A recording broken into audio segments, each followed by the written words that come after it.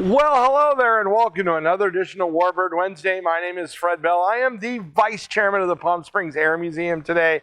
And Greg, by the way, we hope you had a very Merry Christmas, Happy Holidays. We hope you're having a great wrap up to the end of the year. Of course, this is just prior to New Year's, so Greg decided that he would make me look like a party favor, I guess. My perfidious assistant. Did I get that one? Perfidious? Oh, very, very good. Okay, so as you can see, I'm going to get this thing off for two reasons. One, I may fall over. It's so heavy, and it's cutting off the circulation in my head. So we're going to go ahead and toss it off camera. And, of course, I hit Greg right in the face with that one. That was actually pretty good. Now, today, we are talking about one of the most prolific aircraft and recognizable aircraft in the world, and that is the Junkers, the JU-52, the Ant Jew, as it was called by the paratrooper folks. It was 172-mile-an-hour bird, not terribly fast. One of the type of aircraft is very similar to, and that is a Ford trimotor. Now, Greg, of course, has gone all out and has given me a Ford trimotor that is literally almost to scale. And this thing's moving. This is going to be interesting. I'm going to go ahead and throw it up. Greg can throw up a plan view of the JU-52. This one, I'm getting my workout. I'm going to pump you up, Greg. But its first flight, the JU-52 flew first flight in 1930. There were 4,845 of them made. Unusually, this aircraft was actually built by different countries and different manufacturers. It was built by the Germans from 1931 to 1945. It was built by France from 1945 to 1947. And it was built by Spain from 1945 to 1952. Now think about that. It flew with 12 different airlines. That's also kind of interesting. Something to learn about that. It was designed originally as a single-engine airplane, if you can believe that. It had one V12 engine in it originally, and then it evolved into a trimotor. The designer was Ernst Zindel. He was a very prolific German designer. It drew from an interesting source, Greg, the World War I, the J-1, which was the world's first all-metal aircraft. Now, the V12 engine was originally replaced with a radial, and they settled on the BMW, the 132 engine, which is a configuration that you see the aircraft in most. Now, the people that I want to salute today, and this is going to be interesting as I put this down and try to make a three-point landing on the area there with the almost true to scale aircraft there, is airborne troops. This aircraft, and we're going to talk about it in a second, this aircraft is one of the aircraft, the JU-52, that was used in very, very early airborne operations. Of course, the United States also did that with the C-47, most notably at D-Day. You had Market Garden when they crossed the Rhine, which was really the last big Allied push on the German side. But the Junkers was unique in that they really perfected airborne assault. The Germans used that. Of course, the Germans were using it for what reason, Greg? Blitzkrieg. And German airborne operations were focused primarily on seizing strong points and then allowing the ground forces to catch up. But they truly were shock troops. And so we'll talk about that in a second. But if you are an airborne trooper, or you were an airborne trooper, no matter what nationality, here at the museum, we even have an Israeli paratrooper, an Eton. We'll give Eton a shout out, our docent.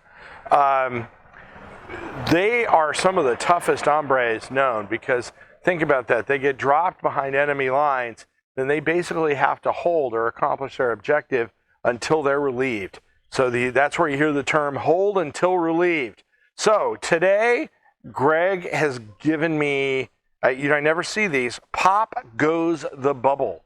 This is bubblegum flavored New Year's Pop. Yeah, there we go. 190 calories. You're throwing a little more calories at me today. Bubblegum soda. This looks pretty gross, Greg. It does have a newer label on it, but there's also a language under there that I can't read. So and it's not Spanish, so that will be interesting. It does have a California redemption date. That's kind of fun. So again, what I'm going to do today is salute all of you airborne troops. If you were or are an airborne soldier, especially United States, God bless you. We appreciate what you do, especially those folks at D-Day. They really changed the course of the war. Cheers. Ooh. We had a good one last week. Wow. I had forgotten, we got the Navy thing going. I had forgotten the assault on my palate that you gave me with these things. Second sip, mandatory. Man, that'll reach up and bite you. Now, I'm going to go ahead and pick up my 90-pound demonstrator model again. The Junkers, the 52, probably in combat in Norway and Denmark with airborne troops, did exceedingly well. They were incredible. They accomplished the German objectives. They allowed them to take those countries with minimal casualties. And so they were just absolutely amazing. After that, in the Balkans campaign, when they got into Crete, the Crete became really the graveyard for JU-52s.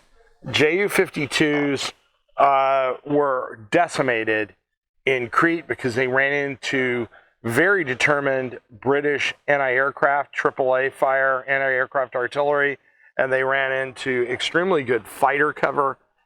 The Germans did accomplish most of their objectives in the Balkans, but unfortunately, we want to talk about a bridge too far, which is obviously the British challenge with airborne operations, but that really destroyed their ability to run combined operations with paratroopers. And you say, well, Fred, why is that? Well, it's not just the paratrooper formations. You have to have these air crews that are trained to be able to drop paratroops and handle paratroops. The aircraft could handle 18 soldiers, 12 stretchers. It could also tow the DFS-230 glider. Once these aircraft were gone, you couldn't replace them. You couple that with German resupply operations with Stalingrad, where again, they were just decimated by Soviet fighter cover as the Soviets were trying to keep the surrounded German army there from being resupplied, and it was just the end of the line. The Germans would never again mount a successful airborne operation after Crete. That literally was the end of the line for them. Now, the aircraft is another interesting fun fact.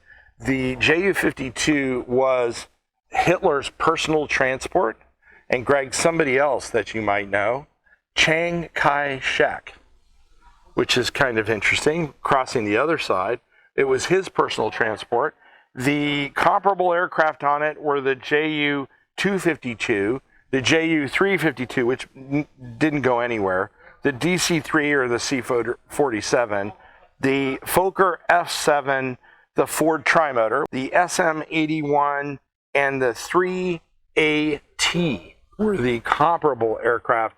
Now, these aircraft are still operated in some very limited sightseeing capacity, JU-52s, but they've been having a lot of problems with stress in the wings. The aircraft did not age well, and they've grounded a number of them because they're having spar problems in the wings.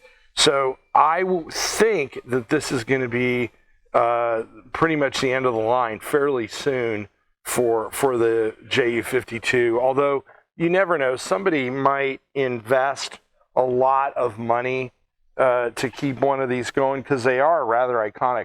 Did you ever see Where Eagles Dare, Greg? There's a great shot at the beginning of that movie with the JU-52 going to drop those spies behind enemy lines.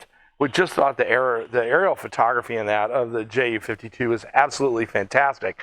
Now, but I digress.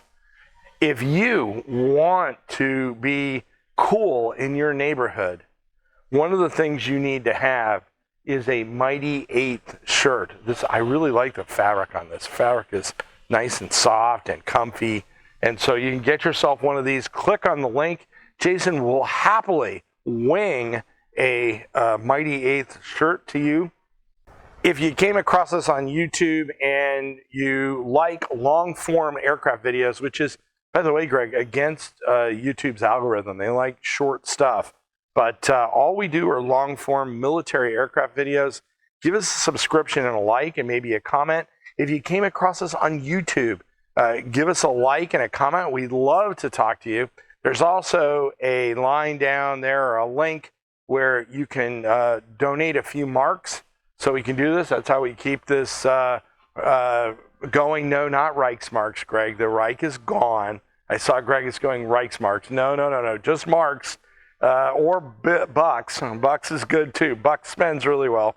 Our educator links are also included down below. If you want to follow along with the kids, you can print those out and do some of those fun things at home. If you're an educator, you use them for your classroom. My name is Fred Bell. I am the Vice Chairman of the Palm Springs Air Museum. Thanks so much for joining us. Have a great day and Happy New Year.